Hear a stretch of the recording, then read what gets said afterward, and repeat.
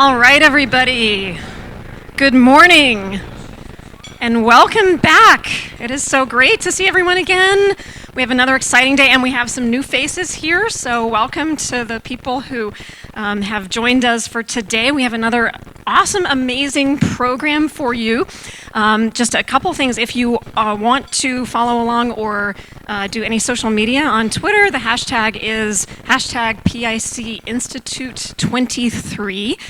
We also have an Instagram account at PIC_Institute. And we also, and this was from last year, we put together a wiki of resources that is teach.publicinterestcommunications.com. So that's last year's resources, and we will move the resources that we have online just from this event to that wiki afterwards. And all those links are on those standing slides, the background slides that you see. So without further ado, let us go ahead and jump into our program with our moderator, Rachel Grant.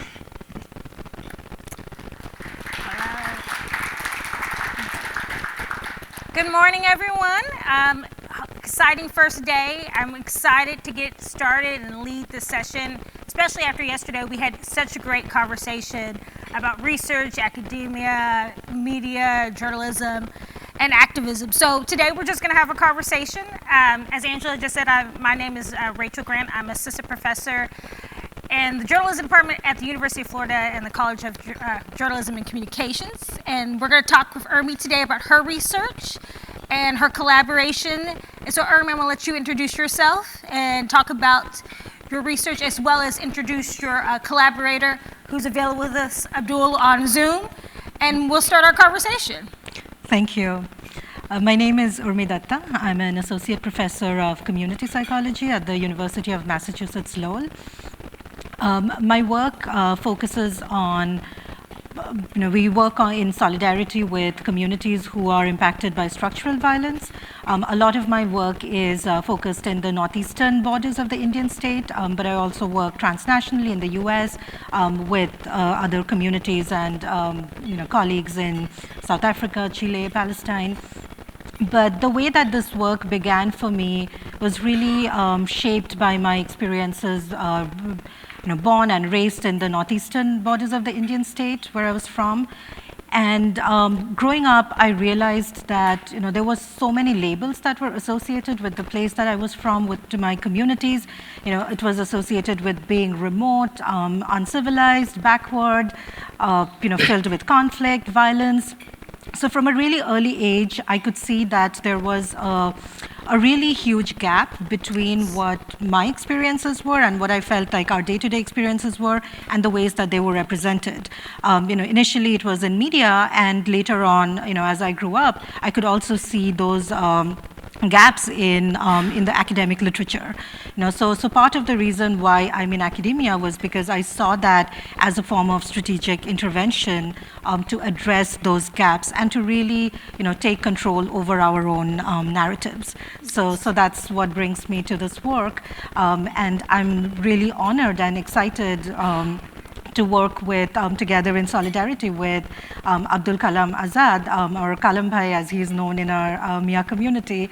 And we've been working together for the last 5 years, although I would say that our relationship it's hard to believe that it's only been 5 years. But he's joining us today, and then I'll let him introduce himself. Thank you, Urmidi. Thank you, Rachel. My name is Abdul Kalam Azad. I am from Assam, also in northeastern part of India. I belong to a community known as Miya community in Assam. I started my career as a full-time activist, working with the community as a community mobilizer, and gradually I started writing for local media platforms. That was something like that gave me the opportunity to talk about the issues. But as Urmidi mentioned, I also realized that the problem lies much deeper, and we also need to intervene in the academic knowledge production system. And that's how the collaboration with Urmidi and this collaboration started, and we have been working for the last couple of years now. So both of you have mentioned how this relationship kind of started, but how did it evolve? How did it come to fruition of what you've actually accomplished in this collaboration? Kalam bhai, would you like to start? Yeah, maybe I can start with since both of us talk a little bit about the media. I can talk a bit more on this. So when I still remember the first call I received from Urmidi. I was on a flight. I was going to my university for my PhD program. But in the meantime, I already realized that how the media spectrum is so dominated by the people from dominant communities and the ruling class. The media has already been trying its best to portray our community as others in many occasions, using dehumanizing words and phrases. And when we started working together with Urmidi, the first kind of intervention we did is how we can create a platform or like several platforms where we can tell our stories with dignity, with a face where people are able to tell their stories with respect and with confidence. And Urmidi helped us train a group of young community workers to tell stories in digital way. We started a platform called Ango Khabor. This is a platform which produces digital stories. And this, if you compare it with the mainstream media, it's nothing. But what we have experienced in our community, that it gave us the space, it gave us this as the opportunity to tell our stories in a way we want to tell the world. And it has often forced the mainstream media and other stakeholders to look at our issues with more human type of angle. So I think that is one of the aspects in this regard is important. Maybe Urmidi, you can also add. I think just for this audience to give a little bit more context for the work that we're doing, some of you may be familiar with, or you may have seen it in the news a couple of years back. In 2019, almost 2 million people in the Northeast Indian state of Assam were disenfranchised through this process of what's called the National Register of Citizens. And Miya communities were primarily the target of this. So this is the context of the work. We are working with communities, including Kalam bhai from the community that he is in, who are facing statelessness. And but as we started the work, and as is very evident from the experiences of Miya communities, this is a long history of domination, of persecution, starting from the colonial period when they were forcefully displaced. So part of the work that we're doing is really, trying to make those linkages obvious, because otherwise it becomes very ahistorical. They're portrayed as quote unquote illegal migrants, as the other, as the foreigner, even though they have been there, their ancestors have been there, and they're also agricultural workers. So they have a very nurturing relationship with land. So there are all of these ways of belonging which are erased by dominant narratives. And of course, there's also a lot of structural violence, which is connected to the persecution in terms of poverty. They're already climate refugees within the country because they live in very ecologically fragile areas. So it's very difficult to get access to any kinds of social services. So that's kind of the broader context. So we started our work during the citizenship crisis, but I think it became evident very quickly that it wasn't just about that. It was about this larger project of rehumanizing Miya people and of creating spaces where Miya people can reclaim different ways of telling their stories. And the example that Kalam Bhai just gave is one of those examples of nurturing those spaces for storytelling. And I'll share a really quick anecdote associated with this, which also speaks to the nature of this work. In 2020, right before the pandemic started, I had gone to Assam. And we had multiple conversations, but going in, I had no idea what it was that we were going to be doing. So I asked him, but then I also had to kind of, clamp down my own, expectations that, I need to prepare ahead of time. So then what I decided to do was create a bunch of resources based on things that I was familiar with. So I went there with a few binders. So I created a binder with digital storytelling resources, another binder with qualitative research resources that I thought would be helpful for community workers. So we went with that, and we got there. I remember we got there, to the community center in the afternoon.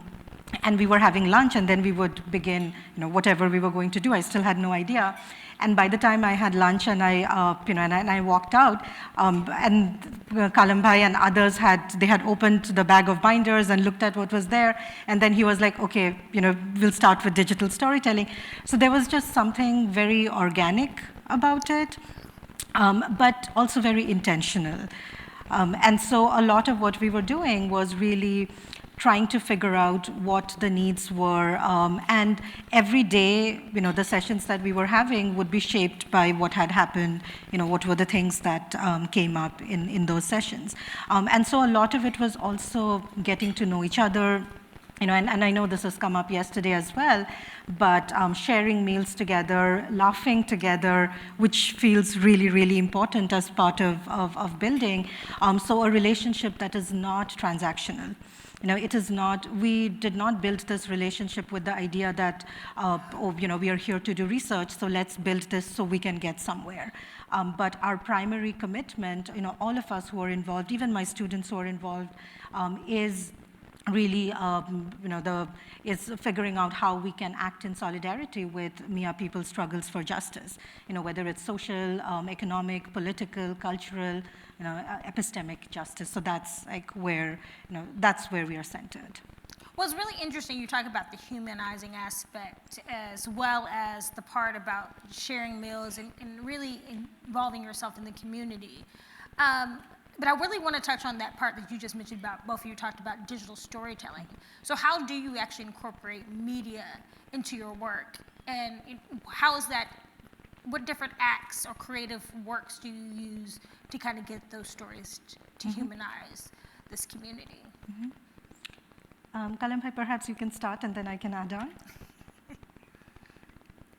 Okay, so I will give you like few examples that will help.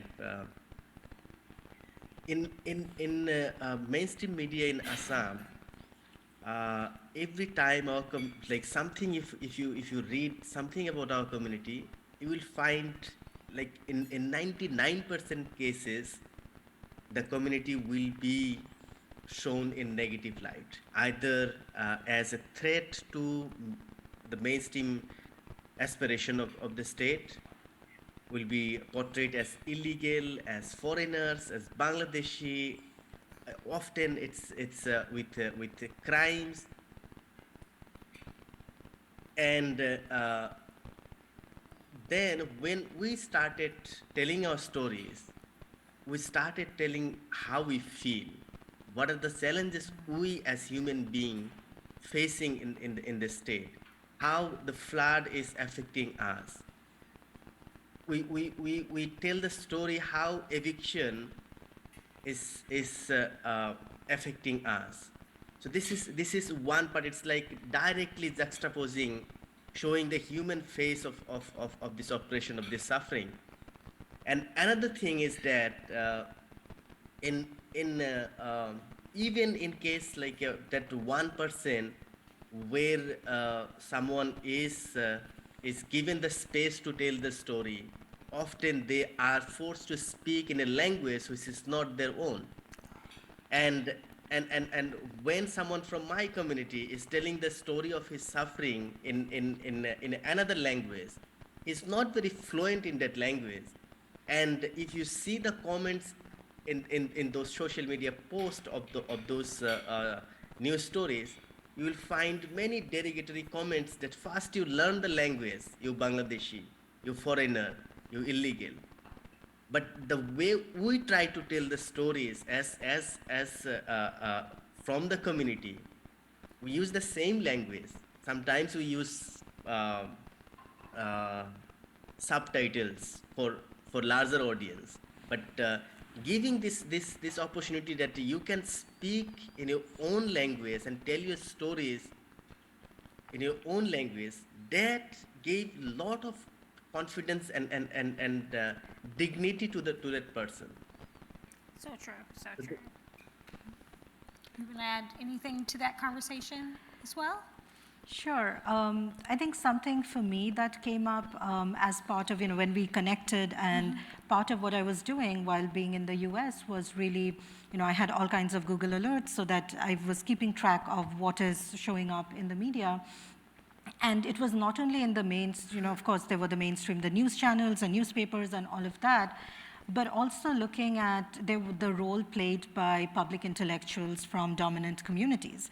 And what was interesting was that, these were, seemingly progressive, left-leaning public intellectuals. Yes. And they were weaponizing liberal discourses. They were weaponizing discourses around indigeneity against Miya people to dehumanize Miya people, to undermine the kinds of claims that they were making. So it was like that really, given how I'm situated, that really caught my attention, that there is this kind of media space that is being commanded by public intellectuals, and it's important for us to be able to reclaim that space. So I was really interested in how we might do that. So when we started working together, some of the other things that we kind of, brought into the media space was really moving away from damage-centered or these kind of unidimensional narratives, whether it's just narratives of suffering or like some kind of narrative of redemption, but really bringing in complexity, bringing in desire, bringing in joy. And as Kalam Bhai mentioned, a lot of the representations are basically of people, they're represented as people without any culture of their own. And so the way that the discourse is framed is that they have to assimilate to the dominant group, that is the only criterion of being human, in a sense. And then, of course, that what it means to assimilate, that is set as a moving target. So you're always in a space of alterity. So that was something that became very important as part of reclaiming that media space, almost this alternative media space, that there are always complex stories that are being told. And I remember one of the stories that they did during the pandemic. This was a young boy who. The video was around sort of, it captured his struggles because he was in the village and his parents were migrant workers who were in a different city, and they were not able to come back because of the really strict lockdowns. And the way that they captured it was through this really melodious and heart-rending song, which is part of their cultural tradition, a tradition of folk music. And there was a way that really captured that complexity. And it was a form of storytelling, like you were asking creative forms, but it was happening through his song, and this song which was talking about nostalgia, talking about longing, him missing his parents.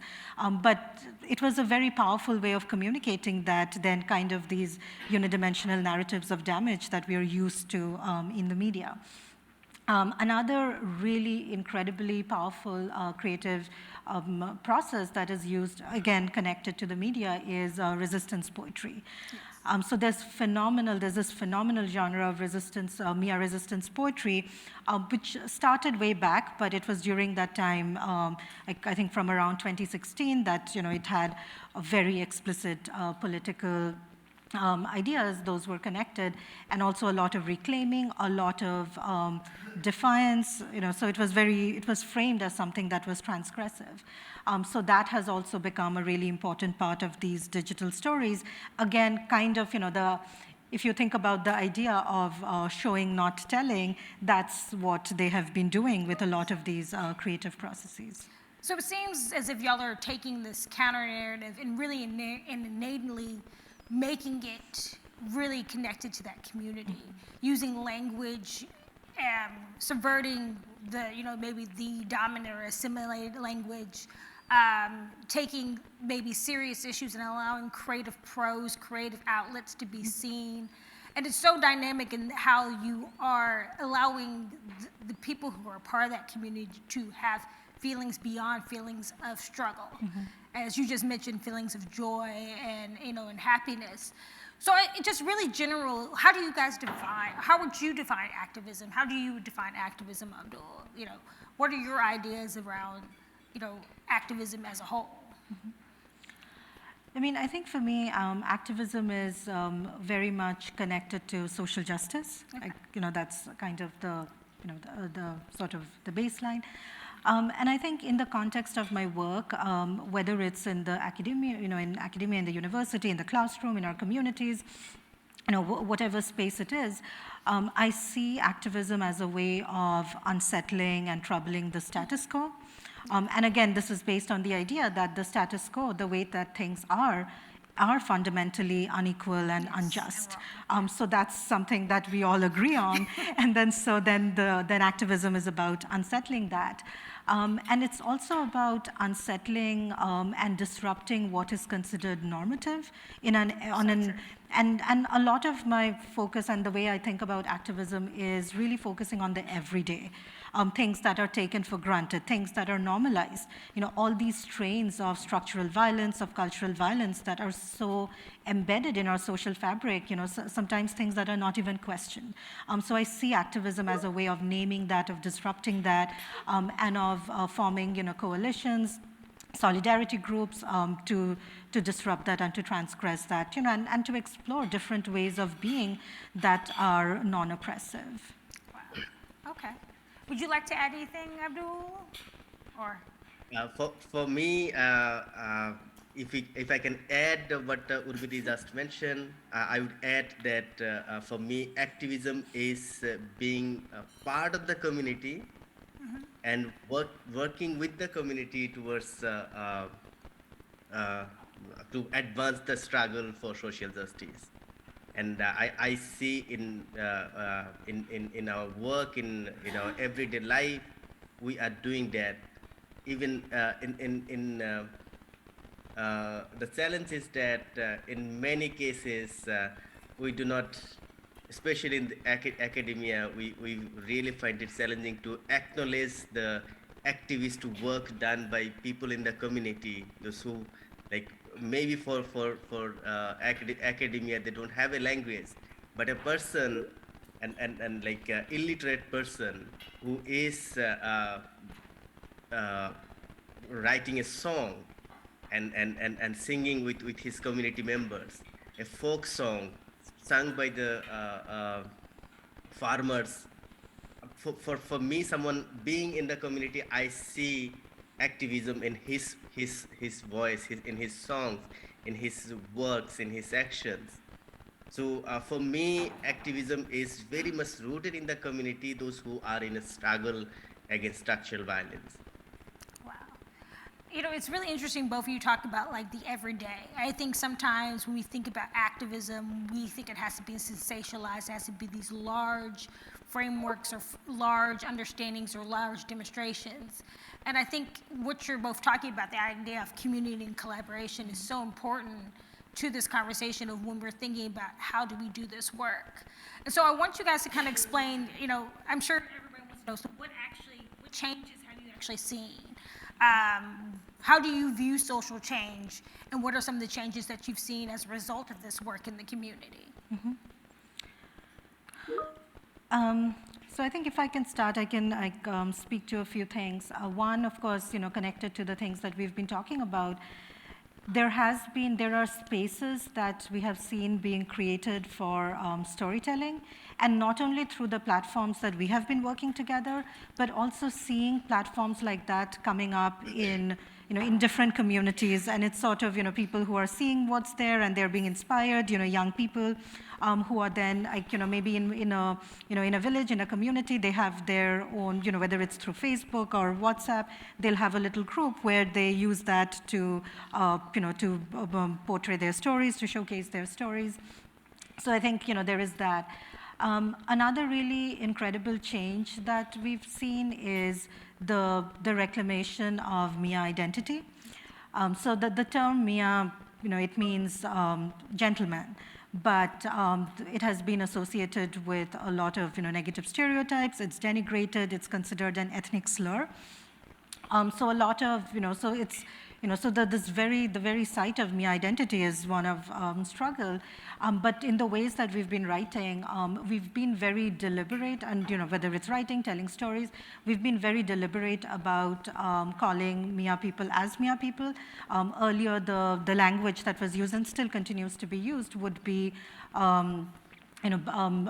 like Bengali Muslims or Bengal origin Muslims. So there were all of these, so which were also very othering and not really acknowledging the community of, you know, as value, as, you know, with people who have value on their own.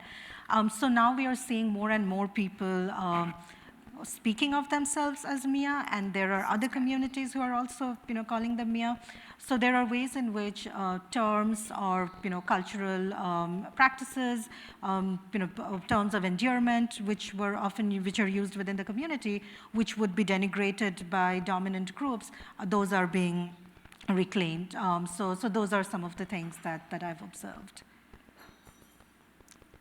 Would you like to talk about any changes that you've seen through this work or this collaboration, Abdul? Yeah, the most important thing for me has been that what I have seen is that in Assam, in our community, the oppressors, those who are trying to oppress us, they always, you know, what they try to do is that they try to make you believe that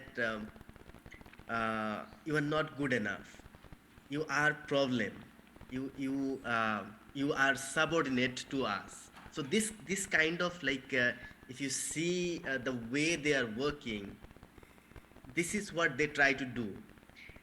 But in last couple of years, despite this huge kind of oppressive systems, including this National Register of Citizens, where like 1.9 million people are on the verge of losing their citizenship, despite all of this, the change we are seeing is that people from our community are now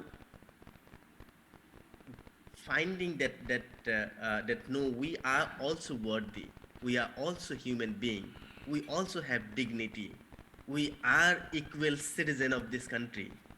So that narrative is very important, and I feel that that change is coming. We don't claim that that's only because of like this small collaboration we are having, but definitely with the with some of the like history kind of work have been done in last couple of years. One is this powerful Miya poetry movement. With this kind of movements, and if you see that in our community in last couple of years, there has been this huge increase in number of young people coming into community work, coming into activism, especially during this citizenship registration process.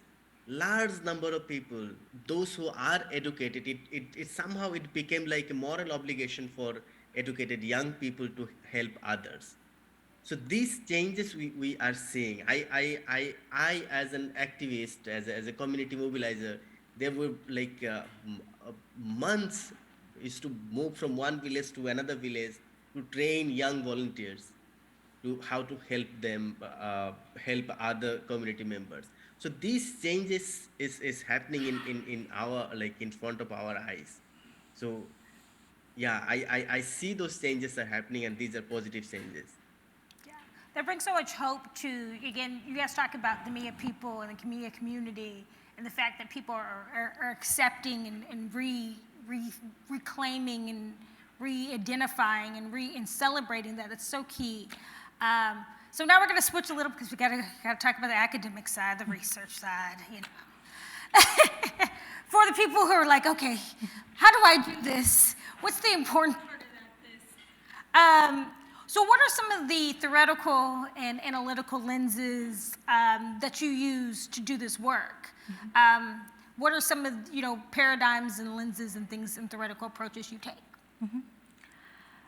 I think at the very outset, I'd like to make it clear that we have an ethical, moral, relational commitment to the struggles of, in this case, of Miya people who are at the front lines of all of these forms of injustice.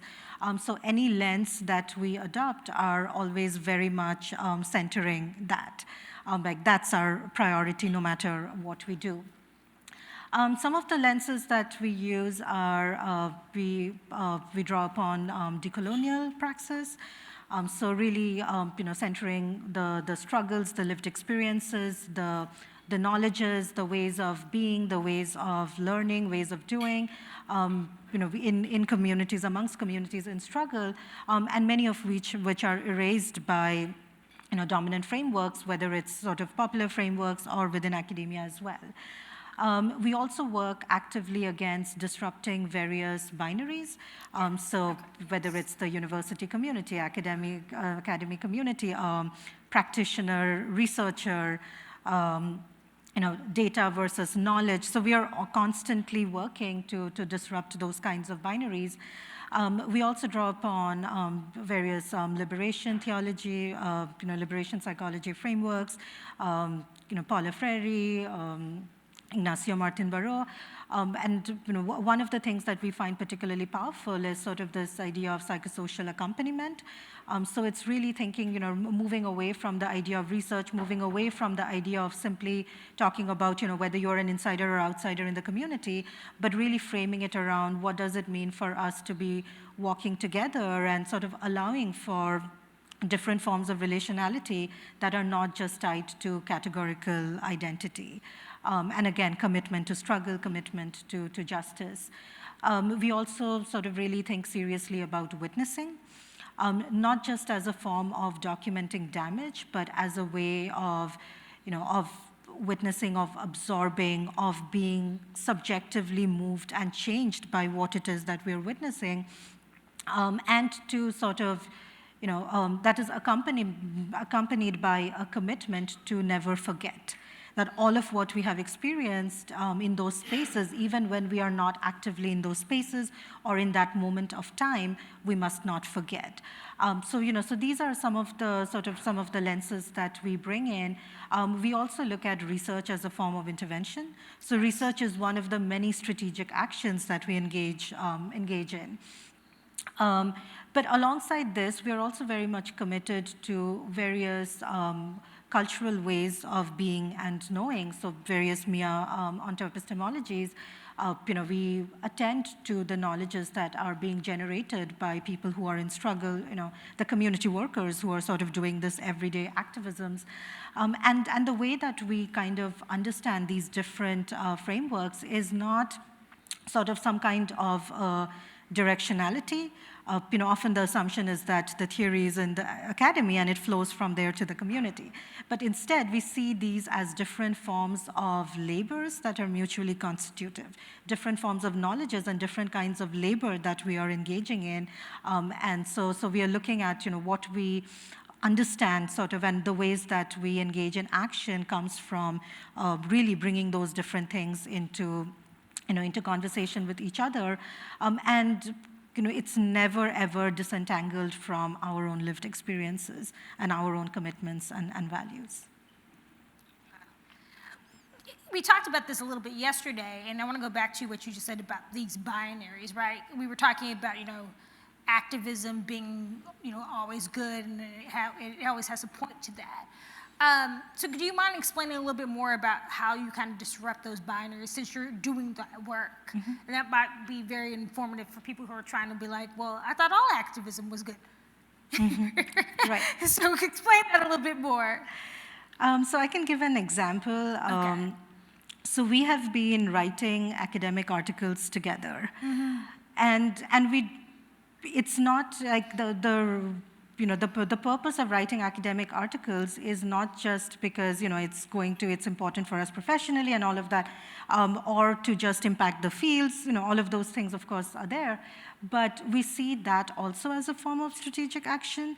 Okay. And as Kalam Bhai has spoken about, he's touched upon this, that for the longest time, Miya people were being spoken about, being represented by other groups, by other dominant groups. So there was, and this is often true of marginalized groups, that it's almost as if they cannot speak for themselves. Somehow their experiences have to be, mediated by other people, particular theoretical frameworks, that their experiences have to be made intelligible. Somehow they're not legible on their own. So that's something that we noted. So part of what we wanted to do, and this is also addressing this binary, was that we don't need other people to, Miya people don't have to provide the data that researchers will then analyze and which then becomes knowledge, but that what they're doing, that the knowledge is already there. So the ways that we write, for example, the way that our the papers that we write together, they don't look like the conventional paper. We don't begin with a literature review. We don't begin with, sort of that this is with the abstract and then moving on to the specific. We unapologetically start with the specific and make the argument that that is important. We don't need to talk about everything else and then say why we matter. But, it's a given that we matter. And then, so the community workers like Kalam Bhai, and there were, one paper that we wrote, there were 5 co-authors. I was there, and then there were 4 other people. And, most of them were not academics. But what we did was we would have these conversations, over a sustained period of time, and sometimes it would be 3 hours, every week for a really long time, and we would, go over all of these questions, and that one was around, talking about how we build communities of resistance. Okay. So there was a lot of theory and a lot of analysis that was coming up in the stories that people were sharing. So part of the work that I did, for example, was taking notes. We were using Zoom, so we could record the sessions and then transcribe, translate those things. We also had people in the group who did not speak English, or they could read it, but they were not fluent in writing, and and it didn't matter. They don't need to, but that should not become a barrier. So those are the ways that we see where that kind of binary comes in. Yes. That if you don't speak English, if you don't know how to kind of, use an academic discourse, then you become a practitioner. Yes. But what we did in this case was we brought on all of those things and we centered those analysis as theory. So it's sort of, the idea of theorizing from the flesh. So it's, so we were bringing in all of those perspectives from, women of color feminisms. And then we write this paper, and where we are advancing, what it means, kind of a Miya theory of resistance. And in doing so, we kind of take away all of those things. Like who is the researcher here, who is the participant, or, where is the data coming from, and where is the analysis and theorizing, or who is the outsider, who is the insider, who's the academic, who's the non-academic. All of that disappears. And then we sort of talk about our different labors, that there is a kind of labor that as someone who is in a global, not academic setting, such as me, that is a particular kind of labor around framing it in ways for audiences who are going to read it. And the work that community workers are doing in the ground and the ways that they're theorizing is a different kind of labor. So we kind of take away the hierarchy of ideas, of knowledges, of what matters, and sort of focus more on labor. So that's one of the ways that we try to address the binary. So when you're talking, and again, talking about labor, instead of attaching a title as like very much in the fields that we're all in, like academic, practitioner, lecturer, professor of practice, all these hierarchical terms, is that the research process that you do for all the work that you have collaborated in this collaboration? And can you give some more examples of, I know that's the one particular example of the article you were talking about, but any other research examples how you guys have kind of broken down that process, or the writing process, how is it broken down for you guys when you collaborate? Kalam, would you like to speak to it? The examples like on this, but how we broken down the this kind of binary. I can give a few more examples, maybe on the other paper we wrote. So one is this how we shared our stories and transcribing, translation. That is one part. But there are also stories of people, those who are directly going through the some of the processes, like this National Register of Citizens and other processes like D-Voter, this Foreigners Tribunal. So what we did, we we became part of that process. We accompanied them, and it's not as a researcher, but as his or her companion in the process. For example, a lady in Buxar district, I was part of his many of his journeys, like collecting the document, going to the election office, going to the Foreigners Tribunal, meeting the lawyer, discussing her case with lawyer, and preparing her for the Foreigners Tribunal. So during this process, I was not like a researcher. For me, it was like as a member of the community. This was my obligation to work with them as an activist. For her, I was neither a researcher nor an activist. Maybe these terms are not like familiar with her. For her, I was her son's friend. But while producing this as a knowledge for the academic world, this become this knowledge we gathered through this process together. This become very important and interesting kind of knowledge for the academia or those who are interested in knowledge production. But this is not something like in normal research or normal this binary university community setting. No, it didn't happen like that. Wow. Well, it seems as if solidarity is very much at the root of what the work that you guys are doing. Even in that example, as you said, you didn't see yourself as the researcher, you saw her as this person's friend or this as a community member going with her through the legal process. And I think that's very interesting, you know, because sometimes we feel as if we've got to hold tight to this researcher flag and make sure the data lines up and the theory is empirically sound and all these things, but it seems from what the work that you guys are doing and how you're even collaborating that those identities, those labels, those binaries do not have to exist, but truly the work speaks for itself. And very much what you already said, you know, the idea that this is an everyday practice, this is an everyday community work. So I'm sure people in the audience really want to know, like, what advice do you have? What are some key takeaways that you might want to give to people about doing this type of partnership, doing this type of research? What advice do you have to our audience and our Zoom audience online as well?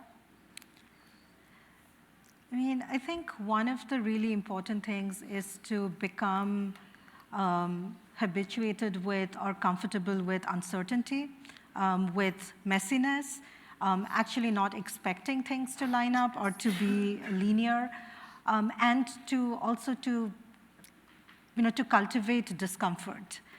And that's really, it also becomes kind of almost an ethical parameter that, that of sort of, nurturing that discomfort and not feeling, not giving into the impulse to just resolve discomfort. I think along with that, it's also really important to be thinking about, what ethical commitments are outside of just disciplines or institutions. I think for us, as we've talked about, community is really important. And we believe that, like people live in community and change happens in community, not in disciplines. Yes, so we constantly remind ourselves that, our commitment is to the people, and then what does that mean? And there is absolutely no question of objectivity or neutrality. Like we are very focused that, this is who our allegiance is to, this is who we are commitment to, we are committed to, who we are responsible towards. So I think that's important for us doing this kind of work to really pay attention to, who is it, where do our primary commitments lie? And so, for us, it lies with Miya people, with Miya community workers. So that's key. I think another thing is also to sort of look at when you're doing this work, especially as researchers, to not take research as something that is, that's for granted. Being in universities, being in academia, it's very easy to assume that research is a given. So to really question that, if I want to do this research, is this research even necessary?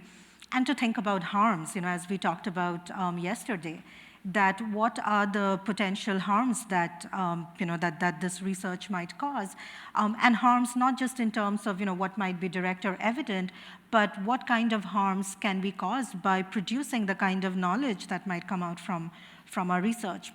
And this is something that I also always encourage my students to think about, that the moment that they come up with a research question, why are you doing this research and is this research necessary?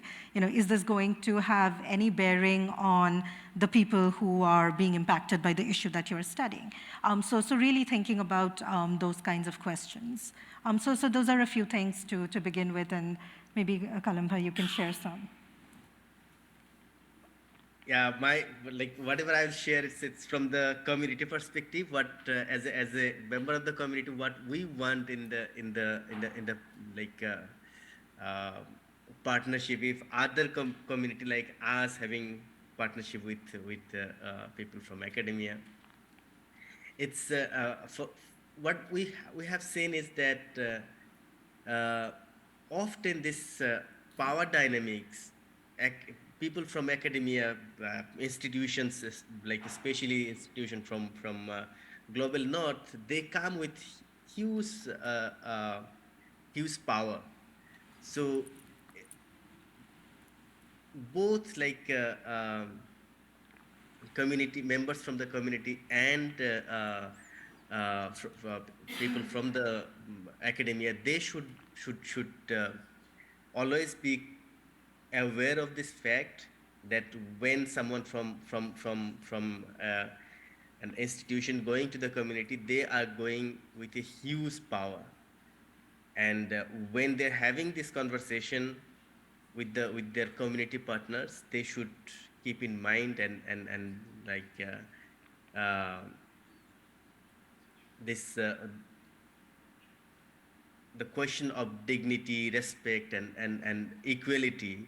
So these questions should always like guide the conversation with this two like this the hierarchical thing, uh, and if this conversation is not happening in a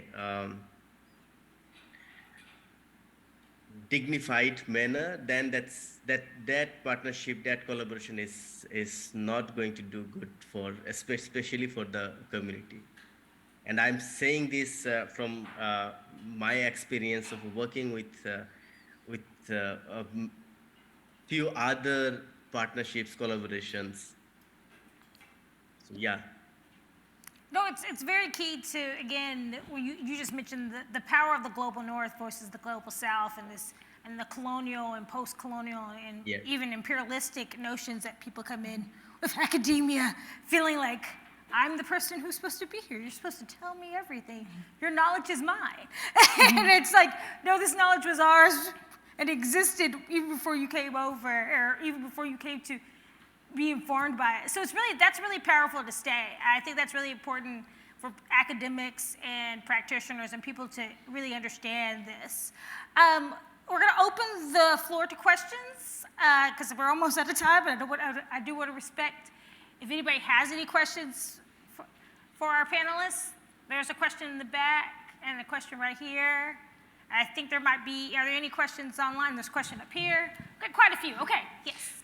Yeah, good morning. I really am thankful for the knowledges that you all shared this morning.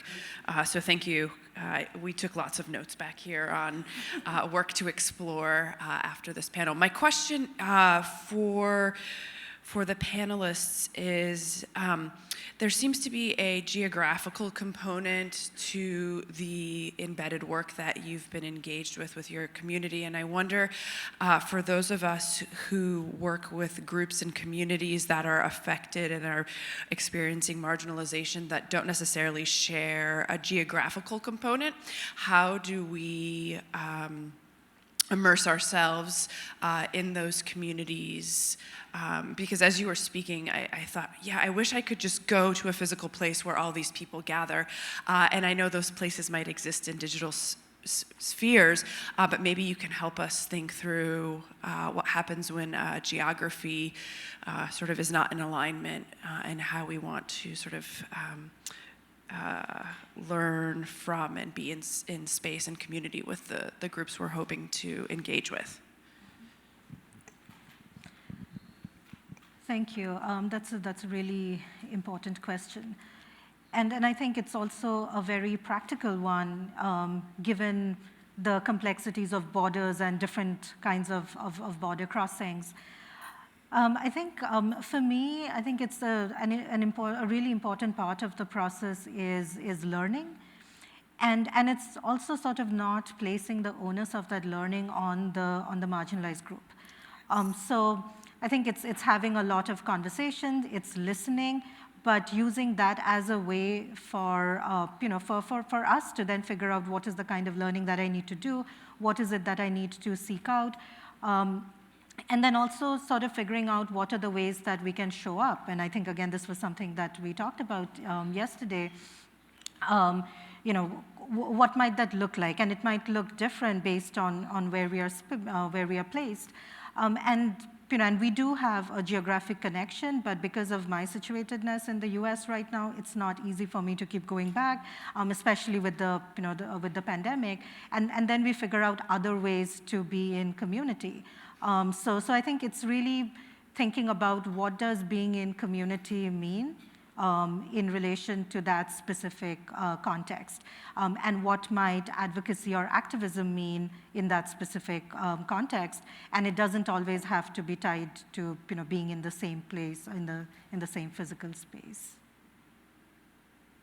Okay, I know we had some more questions. We only got 5 minutes left, so I'm going to keep on moving quickly. Everyone right here. So you mentioned the binder, and my mind is still stuck on that. I'm curious to, first off, like what kind of resources were in there, but also how did you present it to folks in a way that wasn't overwhelming? Because I imagine you like rolling up with a truck, everybody move the boxes in, and that could be a little spooky. So curious to how you did it. So the binder had, so there were resources so there were actually session plans, so there were digital storytelling sessions, trainings that I had done before. So all of those materials were in the binder. But when we did the actual sessions, it had, the binder was away. There were no screens or anything. So everything was very physical, very present right there. And for me, I think of it as a lot of translation in many different ways. And Kalam Bhai was working with me, so I wouldn't have been able to do it alone. So there were times, because I'm used to doing all of this work in English, and even though we speak the same language, it was hard for me to be as articulate in the language, even though it's my native language. So he would step in, and he would make examples really clear. So it was a lot of back and forth that we are doing. So there was another community worker, Shalim Hussain, who's also a Miya poet, who was involved. So the two of them were very actively doing the work of translation wherever it was needed, and coming up with examples that were very much grounded in the community. So the binder was kind of the sort of almost the that was a point of departure almost, that yes, that's what we're doing. But then everything was, we were writing by hand. We had paper on the ground that we spread out, that we were writing. We used Post-its and stuff around the room. So everything, it was very involved. It wasn't a professional training in that sense at all. I don't know, Kalam Bhai, if you wanted to add anything to that. No, yeah, it's just very interesting. The question and the way he presented the question is really interesting. And I also feel that those files, without the way we used it, so that is it becomes interesting. Otherwise, if you give the documents to me, that wouldn't have been useful for someone like me or my other community members. So until and unless you are there and you integrate with the community's understanding, community's problem, and we fit each other's expertise and knowledge, that's how those become useful and interesting. Otherwise, only those documents would remain as document. But during those sessions, those documents become very lively. Those documents became the guiding force for those couple of days. And then, of course, the way we are using those skills, what we gathered through those sessions, yeah. But I feel that if you just give those documents, that won't be helpful at all. We have some more questions. Rachel, we do have a question online, so Piper, if you'd like to. Okay. Sure. Are you able to hear me? Yes. Wonderful. I really appreciated the flag earlier about the harms that research can cause, and want to be sure that I'm understanding fully what that might mean, and if you've got suggestions on types of questions that researchers could ask to avoid causing harm. Mm-hmm. So I can give a quick example off the top of my head, and this happened in the context of a class that I was teaching. And a student, she was developing her research question, and so she came up with this question of looking at the ways in which Black people, particularly Black women, have been represented in the media. All of the negative stereotypes, the violent stereotypes associated with that. And this was a white woman who wanted to do this. So I asked her, what's the point of doing this research? Do you think Black women don't know the ways that they're being represented? Do you think that they are not talking about it, that they haven't been, resisting this for a long time, and and that there has been so much of work around this? And so, what is it that you're going to do? And and she wanted to interview Black women to talk about their experiences. And I was like, why would you want to do that? And they have been fighting for so long, and how do you think that you will do this research and somehow be able to advocate for change and say something that hasn't happened before? And it really got her thinking, and so that's like one example that it might seem on the face of it that, oh, this is a really important research topic, but when you look at it, you can see how harmful it can be. You will still publish those research findings, and nothing is going to change, right? So one of the, so I asked her, why don't you look at some of these other ways in which, this is being talked about, look at some of the the movies that are being made, or which are kind of, trying to flip the narrative. So maybe focus on that, that are being made by Black women, look at those different, the complexities that are being portrayed, and uplift that instead of, replicating those damaging narratives. And I think as researchers, we think, oh my God, we discovered this, and oh my God, has anybody explored this? And I think, and I experienced the same thing in my class, a lot of people will be like, well, I just discovered this, why haven't they done anything? And it's like, we've been doing this for a very long time. And it's kind of, you have those questions of where people try to make, let me seek knowledge for maybe some answers of knowledge that I just learned. But as you both have mentioned, the knowledge of communities in their richness of their culture, their identities, exists in their language. It's not as if it's devoid. It might be new to academic circles, or it might be new in oh my God, I found a theory that could connect to this, but it's really that embeddingness of what they actually live in, and not trivializing it, or not exposing it to get some type of, I don't want to say gain, because not all intentions are negative, but it's very devaluing in the sense of what you're talking about. Yeah, I think it's also really important for us to disrupt this idea that somehow, there is this very simplistic theory of change, that we document damage, and then, if somehow we, offer, we testify to the damage that has been caused. It now exists. Yeah, and then somehow that will be fixed, but we are not looking at, what is the larger context in which, this is happening. Here there were almost 2 million people who are at the risk of statelessness, but those numbers aren't enough to document. There is a way that we have to change the narrative, and part of this is, disrupting the dehumanization, because unless that happens, it doesn't matter how many people are being persecuted, it's not going to change anything. So I think really disrupt, thinking different ways of doing this, thinking, are there ways that we can offer complexity? Are there ways that we can capture desire and not just damage? Pain, yes, that's also too. Yes, capturing other things besides pain or damage, but also recapturing joy and other emotions that especially marginalized communities exist and live in, but they don't live just in struggle and sadness. So.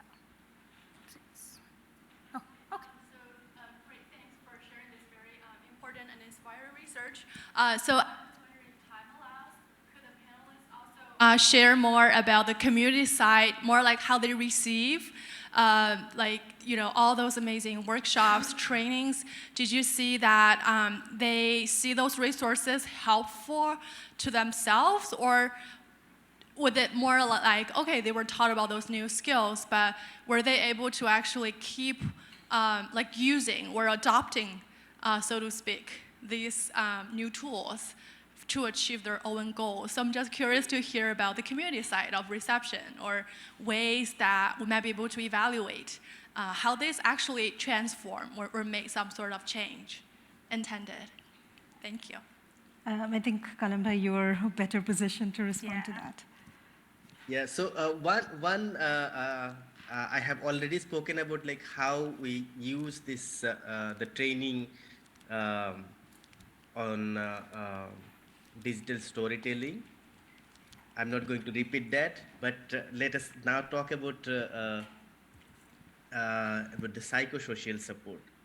So in our discussion with Urmiti, she's being from the field of social psychology. As community worker, as activist in our community,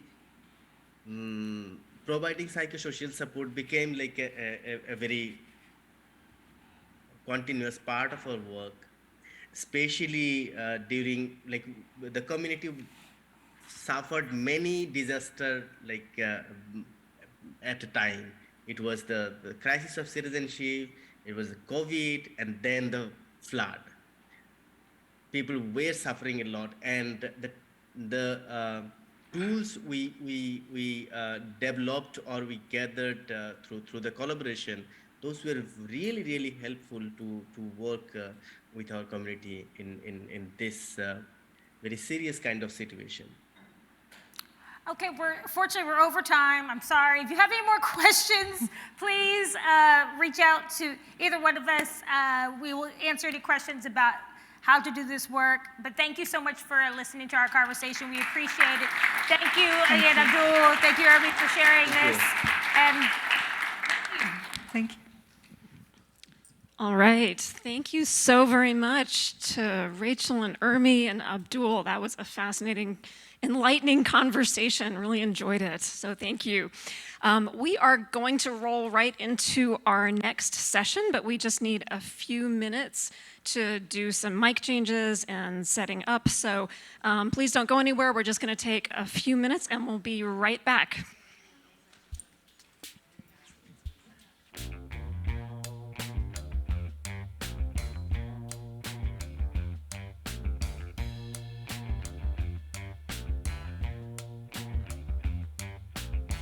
This life surrounds you, guns are loaded. This kind of tension, hard not to notice. Right, do what you're told. Gotta keep your eyes wide on this long, narrow road. Little bit too high, a little bit too low. Get a little bit out of line. My baby won't make it home.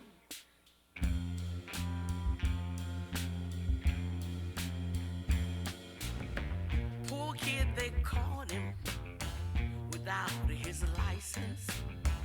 That ain't why they shot him. They say it was fine.